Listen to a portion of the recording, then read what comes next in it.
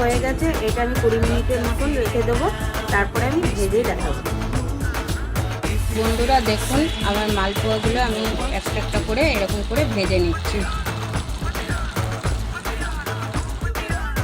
ভাজা হয়ে গেছে, তো দেখুন কিরকম করে ভেজে নিচ্ছি।